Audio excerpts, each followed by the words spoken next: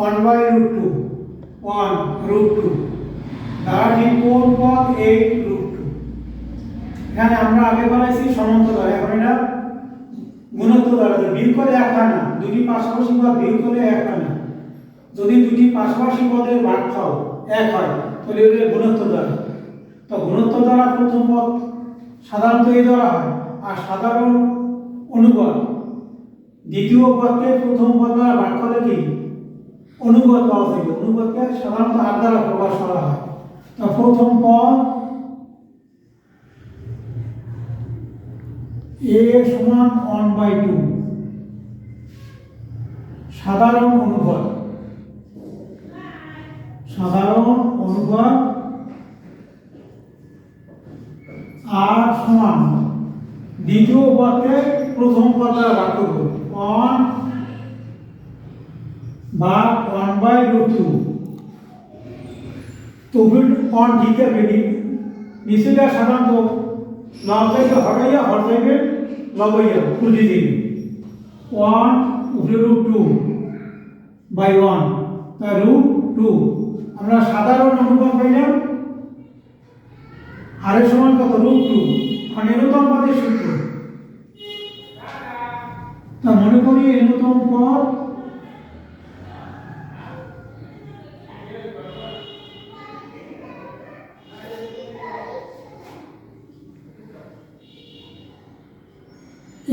√2 এনতম পদের সূত্র।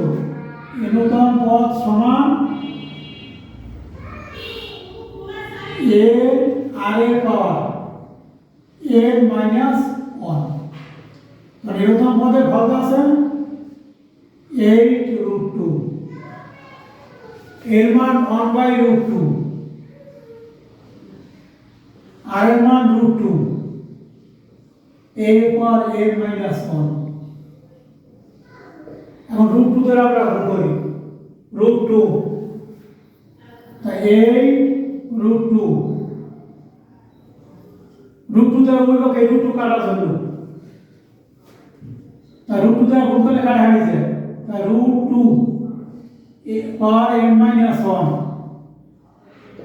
এখানে √2 একই বেস বানাই করি। তাই 8 এর কি লেখা যায় 8 সমান 2 গুণ 2 গুণ 2 2 দুগুণে 4 4 দুগুণে কত 8। এখন রুট নিলে 2 পাওয়ার 3। এখন রুট নিলে পাওয়ারে বেরাও এই খেয়াল রাখতে হবে। তখন √2 এর পাওয়ার আছে আগে ছিল 3 এখন নেবে 6। তো রুট নিলে পাওয়ার দ্বিগুণ করলেই হয়ে যাবে।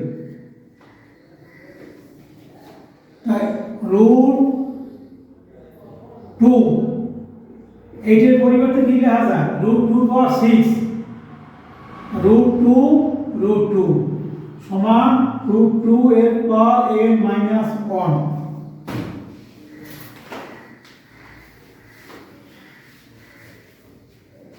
আর √2 করে এই 2 আর এই 6 রুট পাওয়ার।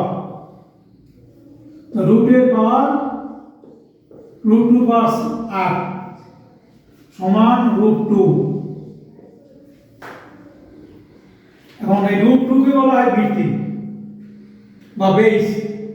একই যদি বেস থাকে বা একই যদি পাওয়ার থাকে বা বাদ দেওয়া আছে তখন একই বেস আছে এই জন্য বেস বাদ দিয়ে দেবে। তো সুতরাং 8 সমান n - 1